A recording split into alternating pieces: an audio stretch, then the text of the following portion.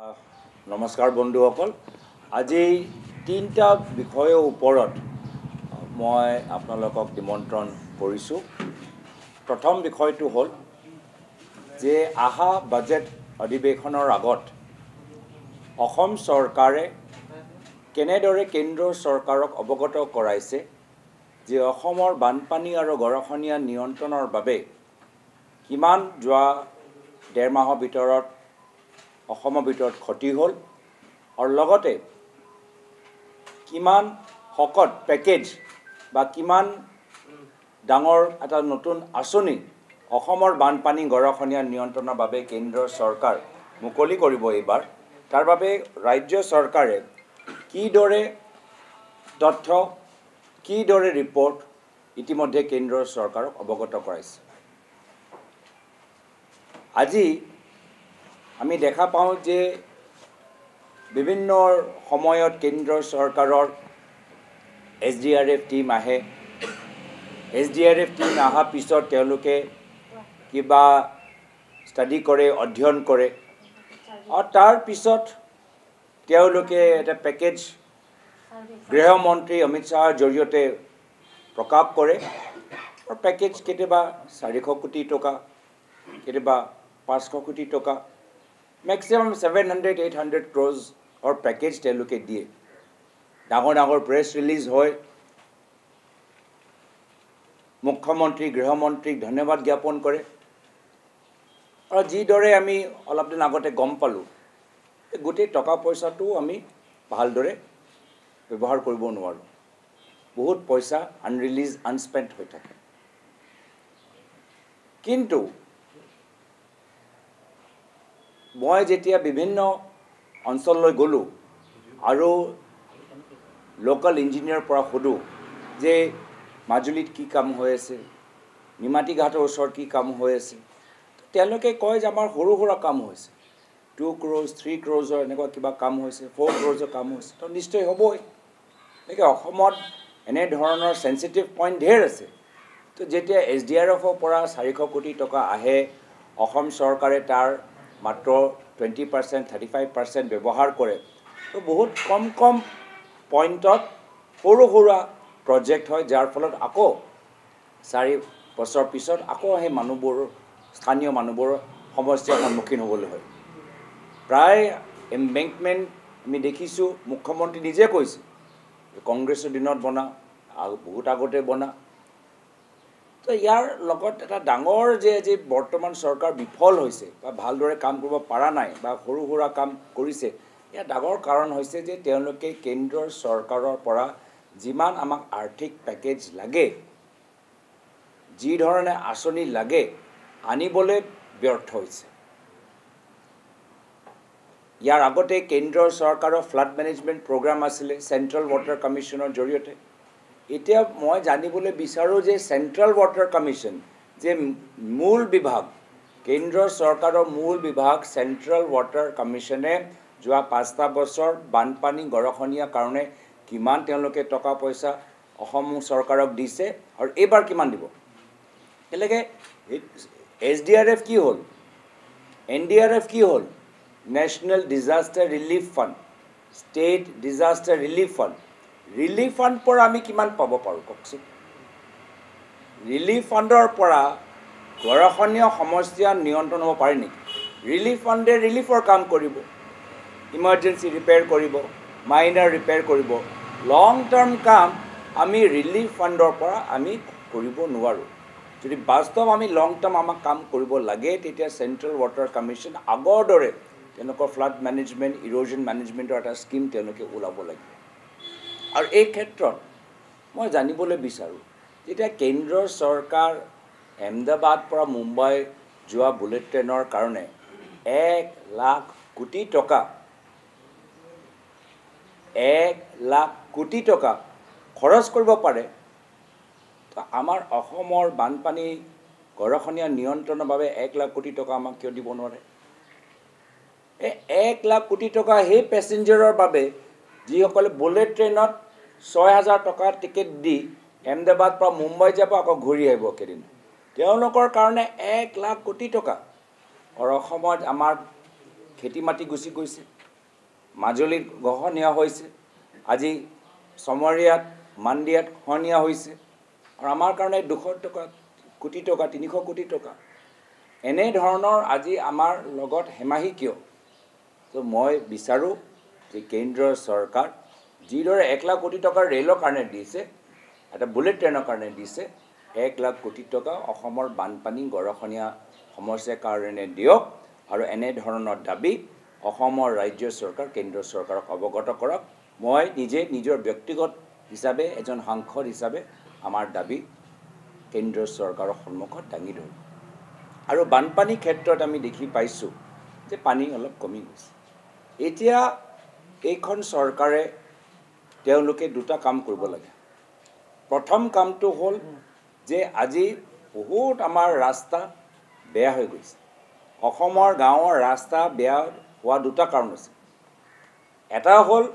যে বানপানী সময়ত খহনীয়া সময়ত যথেষ্ট পানী আহি গ'ল ৰাস্তাবোৰ আমাৰ বেয়া হ'ল কিন্তু দ্বিতীয় কাৰণ হৈছে যে ইমানবোৰ যে সিন্ডিকেট চলি আছে কয়লা সিন্ডিকেট বালি সিন্ডিকেট হিল সিন্ডিকেট তেওঁলোকৰ যে হেভি ডাম্পাৰ তেওঁলোকৰ সেই ডাম্পাৰ চলোৱা লগত আজি কোনোবা এজন ৰাজনীতিবিদৰ সম্পৰ্ক কোনোবা এজন মন্ত্ৰীৰ ভায়েকৰ ঘনিষ্ঠ সম্পৰ্ক ইমানবোৰ গাড়ী চলি আছে যে গোটেই গাঁৱৰ ৰাস্তাবোৰ বেয়া হৈ গৈছে গোটেই অসমৰ গাঁৱৰ ৰাস্তা বিজেপি চৰকাৰৰ সিন্ডিকেটৰ ভিতৰত অন্তৰ্গত চলি থকা ট্ৰাক আৰু ডাম্পাৰ বাবে বেয়া হৈ গৈছে ইয়াততো ফ্লাইঅভাৰ বনাই আছে পিডব্লিউডি বিভাগে কিন্তু গাঁৱৰ ভিতৰত ডাম্পাৰ আৰু ডাঙৰ ডাঙৰ গাড়ীৰ বাবে আজি আগতকৈ যথেষ্ট বেছি পৰিমাণৰ সিন্ডিকেট যে চলি আছে তাৰ বাবে গাঁৱৰ ৰাস্তা বেয়া হৈ গৈছে সেই ৰাস্তা এবাৰ খৰালি সময়ত ভাল কৰিব লাগিব আৰু এই পানীৰ কাৰণে যিখিনি ৰাস্তা ক্ষতি হ'ল ভাল কৰিব লাগিব এইখন চৰকাৰ এই ডাঙৰ ডাঙৰ পিডব্লিউডি ফ্লাইঅভাৰ কণ্ট্ৰেক্টৰৰ চৰকাৰ হ'ব নালাগে এইখন চৰকাৰ অসমৰ গাঁৱৰ ৰাইজৰ চৰকাৰ হ'ব লাগে আৰু দ্বিতীয় কাৰণ আমি ক'বলৈ বিচাৰিছোঁ যে আজি দেখিলোঁ গুৱাহাটী আজি দেখিলোঁ যোৰহাট আজি দেখিলোঁ Dibrugarh man made flood artificial flood ড্ৰেইনবোৰ ব্লক যোৰহাটৰ ভিতৰত যিদৰে পানী সোমাইছে যোৱা 50 বছৰত সোমোৱা নাই JB কলেজত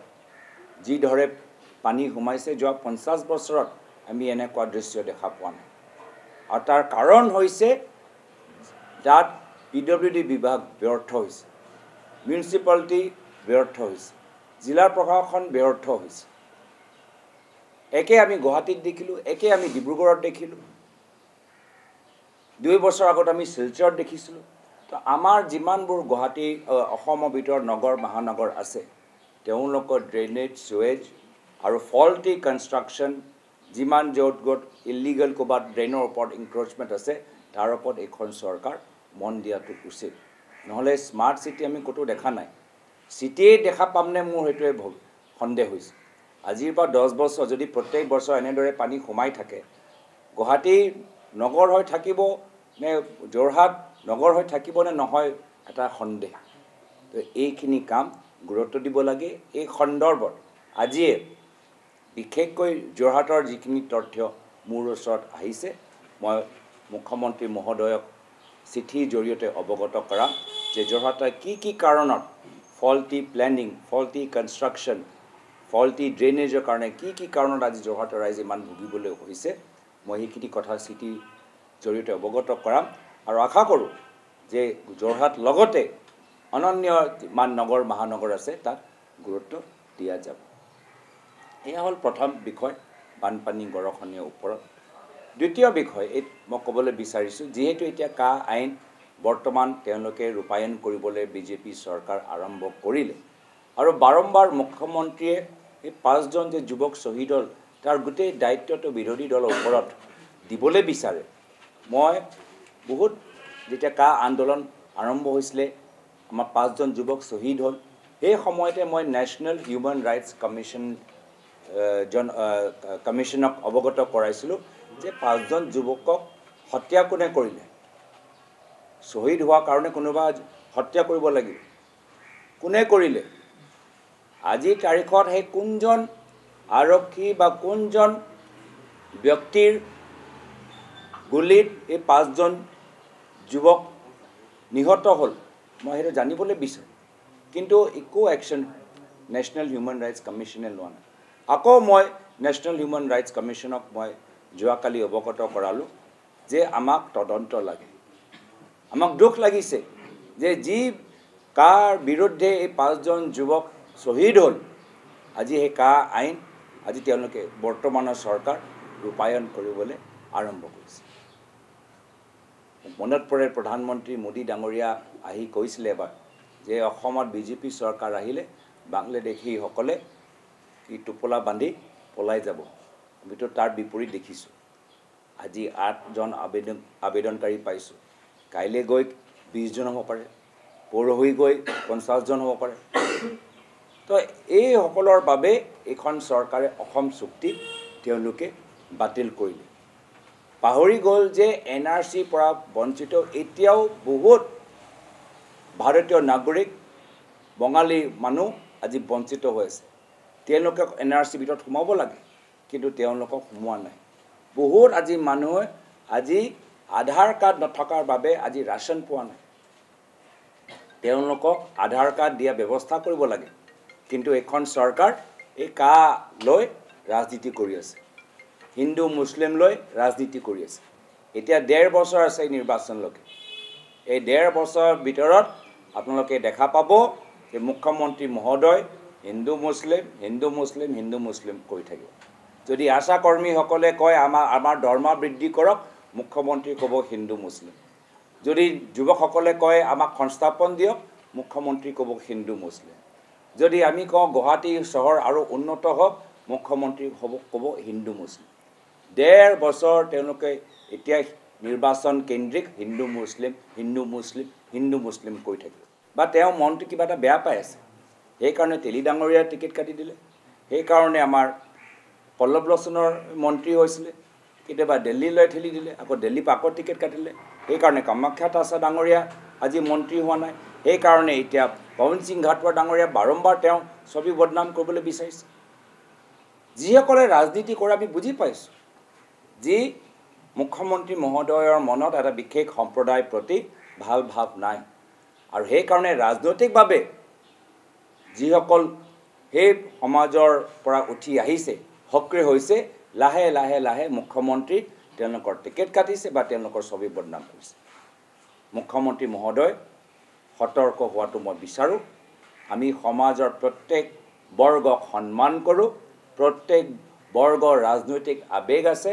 প্ৰত্যেক বৰ্গৰ নিজৰ সমাজৰ ভাষা সংস্কৃতিৰ প্ৰতি আবেগ আছে কোনো সমাজৰ ওপৰত যে তেওঁলোক আঘাত নেপেলায় তাৰ বাবে আমি অনুৰোধ জনাইছোঁ আৰু অলপ ক্ৰছ কানেকশ্যন হৈছে নেকি অলপ ভুল তথ্য গৈ পাই গ'লে পৱন সিং ঘাটোৱাৰ সম্পৰ্কে যিখিনি অভিযোগ মুখ্যমন্ত্ৰী মহোদয়ে পালে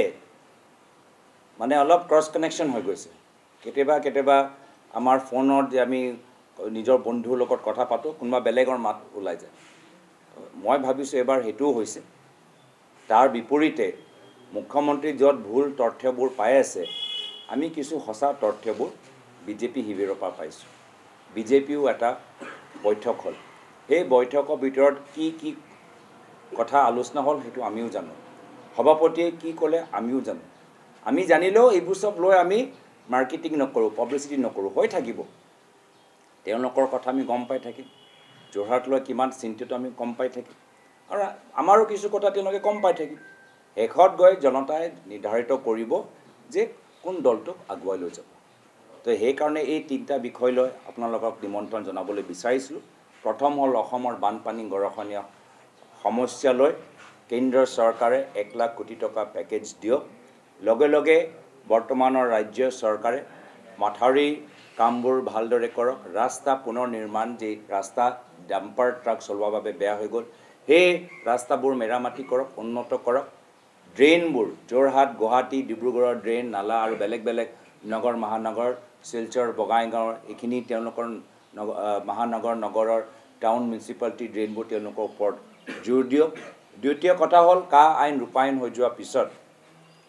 5জন শ্বহীদক আমি ক'ৰবাত পাহৰি গৈছোঁ সেই 5জন শ্বহীদজনৰ মৃত্যু কেনেদৰে হ'ল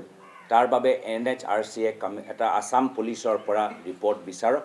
ইতিমধ্যে মই চিঠি তেওঁলোকক চিঠিৰ জৰিয়তে অৱগত কৰাইছোঁ আৰু তৃতীয় কথা হ'ল যে এই যোৱা লোকসভা নিৰ্বাচনৰ ফলাফলৰ পিছত মুখ্যমন্ত্ৰী আৰু বিজেপি শিবিৰ শংকিত হৈছে সেইকাৰণে হিন্দু মুছলিম তেওঁলোকে কৰি আছে অসমৰ সমস্যাৰ সমাধান কৰিবলৈ তেওঁলোকৰ ওচৰত কোনো পৰিকল্পনা নাই হিন্দু মুছলিম ৰাজনীতি বাহিৰে কিন্তু যিদৰে যোৱা লোকসভা নিৰ্বাচনত ভাৰতৰ জনসাধাৰণে সাম্প্ৰদায়িক ৰাজনীতি নাকচ কৰিলে এইবাৰো এই মুখ্যমন্ত্ৰী হিমন্ত বিশ্ব শৰ্মা ডাঙৰীয়া হিন্দু মুছলিম ৰাজনীতি ব্যৰ্থ হ'ব আৰু বিশেষকৈ আজি তেওঁ যে চেষ্টা চলাই আছে অসমৰ কিছু নেতাসকলক ব্যক্তিগতভাৱে আক্ৰমণ কৰিবলৈ ৰাজনৈতিকভাৱে বাধা দিবলৈ আমি দেখা পাইছোঁ তাত ৰামেশ্বৰ তেলী নাম ল'ব লাগিব তাত কামাখ্যা তাছা নাম ল'ব লাগিব তাত পৱন সিং ঘাটোৱাৰ ডাঙৰীয়া ল'ব লাগিব আজি দেখা পাইছোঁ যে মুখ্যমন্ত্ৰী মহোদয়ে বাধা দিছে ঘাটোৱাৰ ছাৰৰ ছবি বদনাম কৰিবলৈ বিচাৰিছে জ্যেষ্ঠ এজন সাংসদ হোৱা স্বত্তেও কামাখ্যা তাছা আজি মন্ত্ৰী নহয় আৰু তেলী ডাঙৰীয়া আজি কেন্দ্ৰৰ কেবিনেট মন্ত্ৰী হ'ব পাৰিলেহেঁতেন কিন্তু তেলী ডাঙৰীয়াও আজি বাধা দিছে এটা বিশেষ আমাৰ সম্প্ৰদায়ক বেলেগ ধৰণে তেওঁ আক্ৰমণ কৰি আছে ইয়াৰ প্ৰতি আমি আপত্তি জনাইছোঁ এইখিনি কথা আপোনালোকক ক'বলৈ নিমন্ত্ৰণ জনালোঁ মোৰ ফ্লাইটো আছে তো মই বেছি দেৰি আপোনালোকৰ মাজত থাকিব নোৱাৰিম তো মই এইখিনি কথা আপোনালোকক ক'লোঁ এনি ভাৰত 24ৰ প্ৰথম প্ৰয়াস জুবিন গাৰ্গৰ গীতৰ প্ৰতিযোগিতা জুবিনৰ গানে কি আনে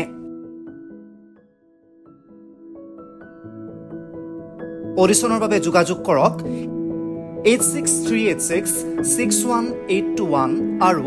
8812831556 নম্বৰত এনি ভাৰত 24 উদ্যোগত এটা নতুন সংগীতৰ প্ৰতিযোগিতা আয়োজন কৰা হৈছে য'ত মোৰ গানৰ প্ৰতিযোগিতা হ'ব আপোনালোকে তাত প্ৰতিযোগী হিচাপে আহিবলৈ পাৰিব আৰু মোৰ ফালৰ পৰা আন্তৰিক শুভকামনা জনাইছোঁ আৰু অনুষ্ঠানটোৰ নাম হৈছে গানে কি আনে সকলোকে মৰম জনাইছোঁ সকলোৱে আহক ইয়াত অংশগ্ৰহণ কৰক thank you very much love you